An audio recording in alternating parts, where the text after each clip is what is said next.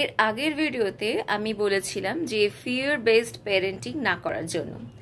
Fear based parenting না করার পরামর্শ তো আমি দিয়েছি, কিন্তু সলিউশনটা কি হতে পারে আজকে চেষ্টা করছি এই সলিউশনটা নিয়ে আপনাদেরকে বোঝাতে।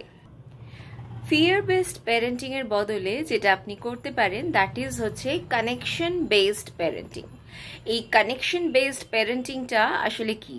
ধরুন আপনি বাচ্চাকে খেতে দিয়েছেন অ্যান্ড বাচ্চা খাবারটা সময় মতো খাচ্ছে না, and he or she is wasting lot of time. সেক্ষেত্রে আপনিও বাচ্চার সাথে খেতে বসুন এবং কিভাবে ভালো করে চিউ করে খেতে হয় সেটা আপনি বাচ্চাকে শেখান। সবসময় যে রেলিভেন্ট পয়েন্টেই বাচ্চার সাথে কথা বলতে হবে বা যুক্তি দিয়ে বাচ্চার সাথে কথা বলতে হবে সেরকম না। জাস্ট একটা নর্মাল কনভারসেশন করুন, যেই কনভারসেশনটার মধ্যে দিয়ে আপনি বাচ্চার সাথে একটা কানেকশন তৈরি করতে পারবেন। বাচ্চার সাথে যখন টাইম কাটাবেন, প্লিজ কোনো হারি বা রাশ আপ এই ব্যাপারটা করবেন না।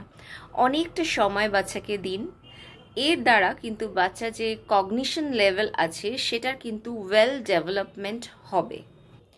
কানেকশন বেসড প্যারেন্টিং যেই সকল বাচ্চারা পায় তারা কিন্তু অনেক বেশি কনফিডেন্ট হয় ইন লাইফ, এবং এদের যে কগনিশন বেসড থিঙ্কিং বা ধরুন যে কোনো আর কি লজিক্যাল থিঙ্কিং সেটা কিন্তু এদের অনেক বেশি স্ট্রং হয়, কারণ সব কিছুকেই তারা কিন্তু লজিক্যালি ভাবতে পারে।